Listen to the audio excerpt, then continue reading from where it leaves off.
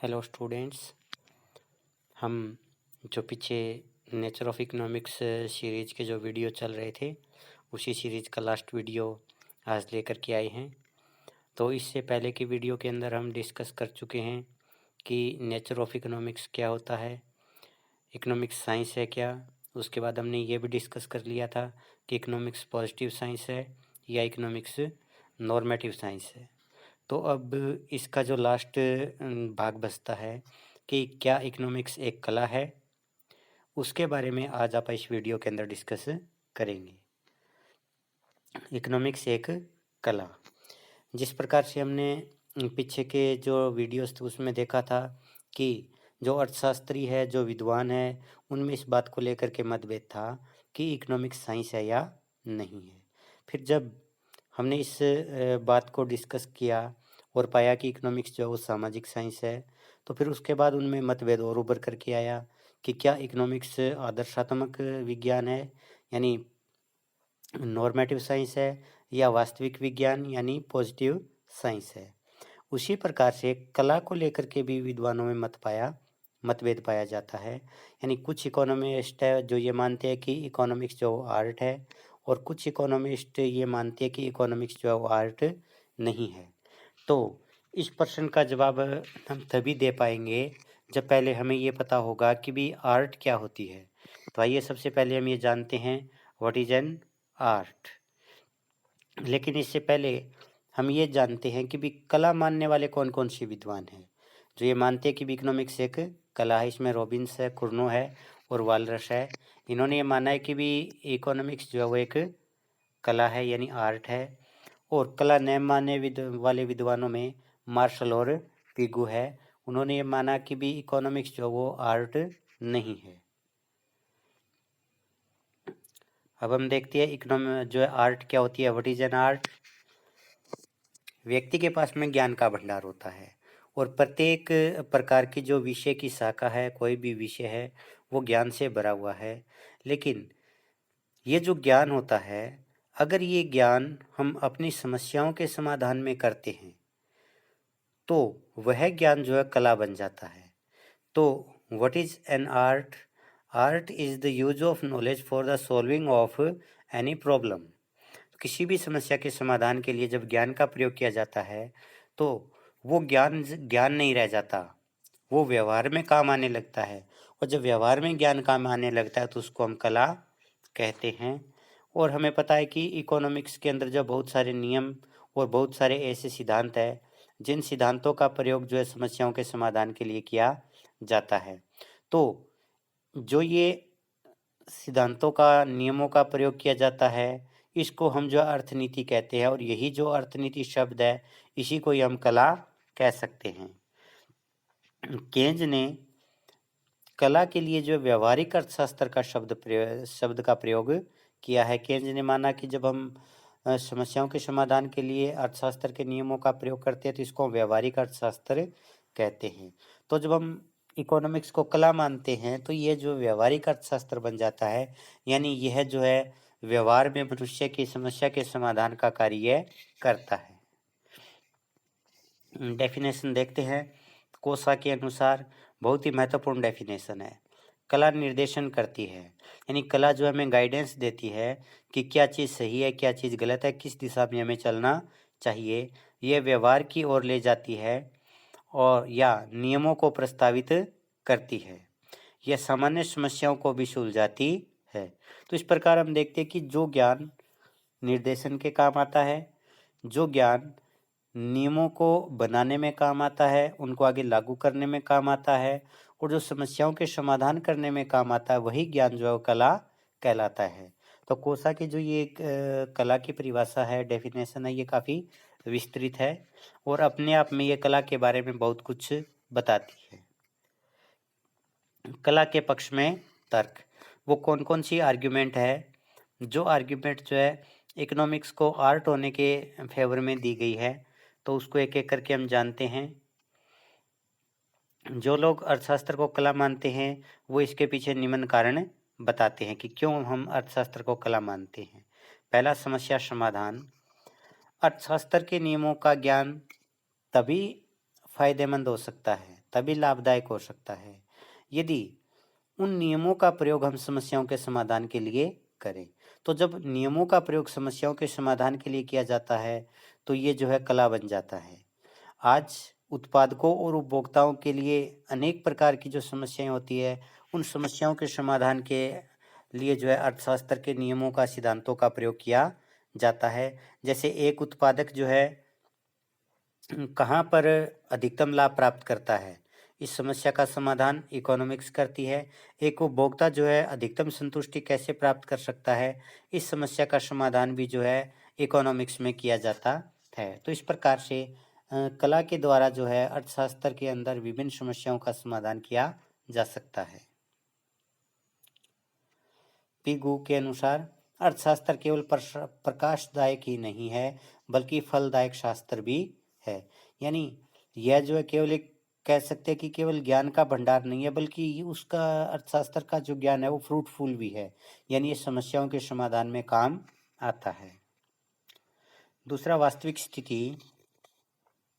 जब अर्थशास्त्र में विभिन्न आर्थिक समस्याओं के समाधान और विकास के लिए नीति का निर्धारण किया जाता है तो यह स्थिति ज़्यादा वास्तविक होती है, क्योंकि जब हम नीति निर्धारण करते हैं तो हम ये नीति का निर्धारण विभिन्न आर्थिक समस्याओं के संदर्भ में किया जाता है, विभिन्न आर्थिक लक्ष्यों के संदर्भ में किया जाता है।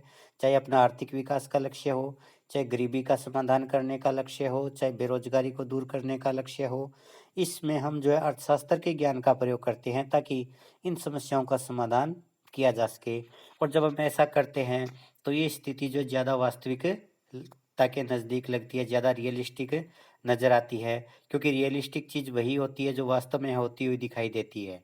और अर्थशास्त्र के अंदर विभिन्न समस्याओं के समाधान में अर्थशास्त्र के सिद्धांतों का प्रयोग करता हुआ दिखाई कला के द्वारा देता है, तो ये जो है ज़्यादा वास्तविक स्थिति बन जाती है। मान्यताओं को व्यवहारिक आधार प्रदान करना।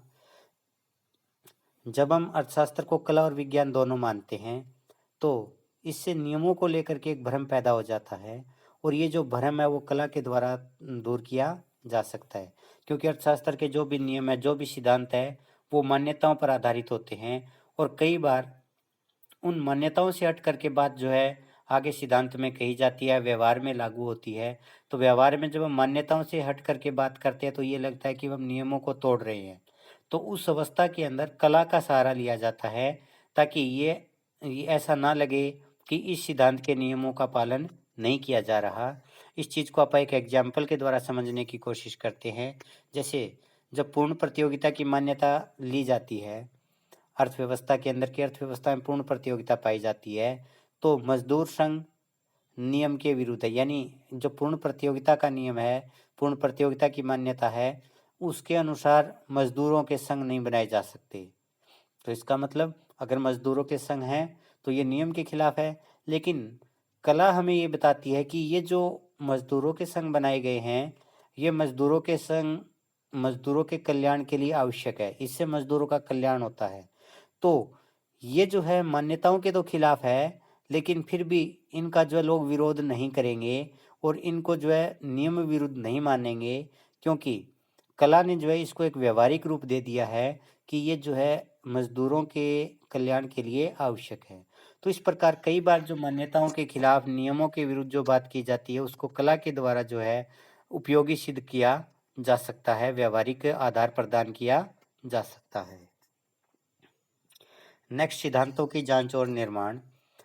सिद्धांत जो है एक प्रकार का ज्ञान है, और उस ज्ञान का प्रयोग जो है कला के माध्यम से हम समस्या के समाधान में करते हैं। और अगर उस सिद्धांत के द्वारा, उस ज्ञान के प्रयोग के द्वारा समस्या का समाधान हो जाता है तो हम जांच में ये पाते हैं कि सिद्धांत सही है। और अगर समस्या का समाधान नहीं होता है तो ये माना जाएगा कि सिद्धांत सही नहीं है, उसमें कुछ कमियां हैं। फिर उन कमियों को दूर करते हुए एक नया सिद्धांत जो है दिया जाता है, उसमें सुधार किया जाता है। इसी प्रकार से जब ज्ञान का प्रयोग व्यवहार में किया जाता है, प्रैक्टिकली ज्ञान को अप्लाई किया जाता है, तो उसके कारण ज्ञान का प्रयोग करने वाले में एक नई सोच आती है, उसको एक नया ज्ञान मिलता है, उसके अंदर एक नई प्रकार की विचारधारा पैदा होती है, जिसके आधार के ऊपर आगे वह व्यक्ति जो है नए सिद्धांतों का निर्माण कर सकता है। तो इस प्रकार से सिद्धांत जो इस प्रकार से कला जो है वो सिद्धांतों की जांच करने में सहायक सिद्ध होती है और साथ ही सिद्धांतों के निर्माण में भी काफ़ी महत्वपूर्ण भूमिका निभाती है। अब आगे हम डिस्कस करते हैं कला न मानने वाले के पक्ष में तर्क, कि जो लोग इकोनॉमिक्स को आर्ट नहीं मानते हैं वो इसके पक्ष में अपनी क्या क्या आर्गुमेंट देते हैं, उनको अब हम देखेंगे। जो लोग अर्थशास्त्र को कला नहीं मानते वो इसके पीछे निम्न तर्क देते हैं। पहला, विज्ञान और कला की प्रकृति अलग है। अगर हम नेचर के हिसाब से देखें तो विज्ञान और कला की प्रकृति एक समान नहीं है।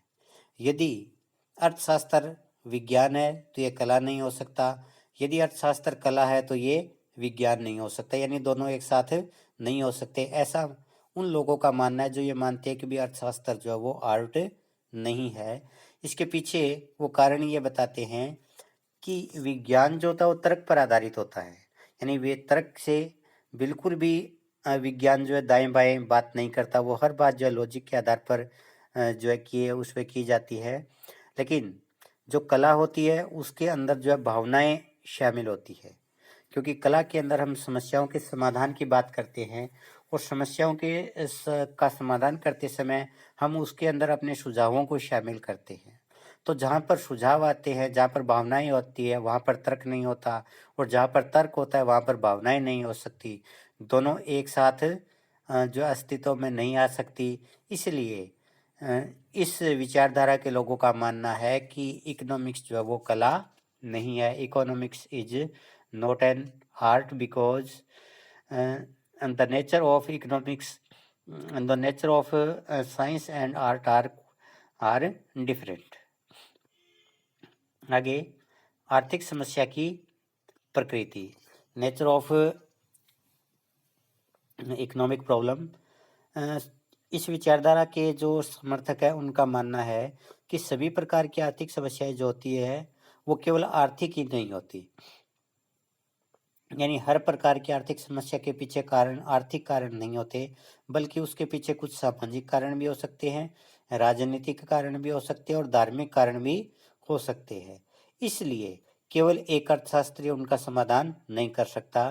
अगर किसी आर्थिक समस्या के पीछे सामाजिक कारण है तो उसके लिए समाजशास्त्री को उसका समाधान करना पड़ेगा।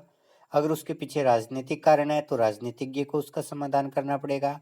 और अगर उसके पीछे धार्मिक कारण है तो धर्मगुरु या जो धार्मिक विचारक है उनको जो है उन समस्याओं का समाधान करना पड़ेगा।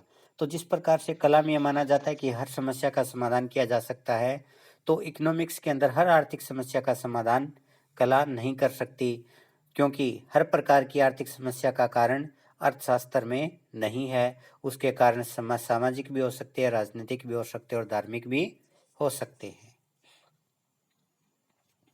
अनिश्चितता, अनसर्टेनिटी।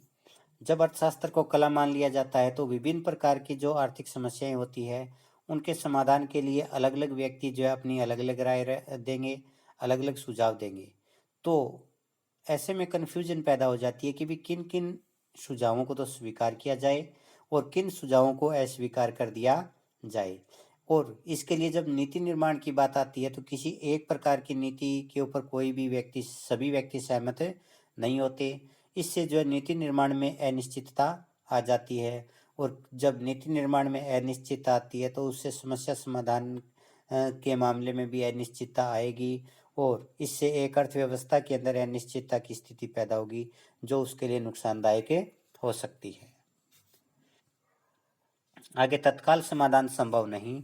कला जो होती है वो तत्काल समाधान की बात करती है, लेकिन अर्थशास्त्र को अगर हम कला मान लें तो इसमें भी सभी प्रकार की समस्याओं का तत्काल समाधान होना चाहिए, तभी यह कला हो सकती है। लेकिन अर्थशास्त्र के अंदर जो समस्याएं होती है कुछ अल्पकालीन होती है, कुछ दीर्घकालीन होती है। कुछ समस्याओं का समाधान तत्काल हो सकता है, लेकिन हर प्रकार की समस्या का समाधान तत्काल नहीं हो सकता। जैसे बेरोजगारी है, गरीबी है, अगर कोई ये कहे कि रातों रात बेरोजगारी को दूर किया जा सकता है तो ऐसा पॉसिबल नहीं है। अगर कोई कहता है कि भी रातों रात जो है एक देश से गरीबी दूर हो सकती है तो ऐसा संभव नहीं है। तो इस प्रकार से जब तत्काल समस्या का समाधान अर्थशास्त्र जो नहीं करता है, तो हम अर्थशास्त्र को जो कला नहीं मान सकते। निष्कर्ष के तौर पर कहा जा सकता है कि अर्थशास्त्र कला भी और विज्ञान भी है, क्योंकि जो तर्क इसको कला न मानने के बारे में दिए गए हैं, वो तर्क जो उतने प्रभावशाली नहीं है जितने प्रभावशाली इसको कला मानने वालों ने दिए हैं। क्योंकि कला मानने वालों का जो सबसे बेहतरीन तर्क जो है वो यही है कि व्यवहार में हम अर्थशास्त्र के सिद्धांतों का प्रयोग विभिन्न प्रकार की आर्थिक समस्याओं के समाधान में करते हैं, और जब आर्थिक समस्याओं के समाधान में सिद्धांतों का ज्ञान का प्रयोग किया जाता है तो अर्थशास्त्र जो है कला बन जाता है। कोसा के अनुसार विज्ञान को कला की आवश्यकता है और कला को विज्ञान की आवश्यकता है, यानी कला के बिना विज्ञान कुछ नहीं और विज्ञान के बिना कला कुछ नहीं है। क्योंकि कला जो होती है वो विज्ञान के नियमों को बनाने में मदद करती है, क्योंकि जब हम व्यवहार में समस्याओं का सामना करते हैं तो उससे नए नियम बनाते हैं उनके समाधान के लिए, और जब हम कोई नया नियम या ज्ञान बना लेते हैं फिर उस ज्ञान का प्रयोग जो है आगे समस्याओं के समाधान में किया जाता है। तो इस प्रकार कला और विज्ञान दोनों एक दूसरे के पूरक हैं। इसी के साथ अपना ये जो टॉपिक है वो समाप्त होता है।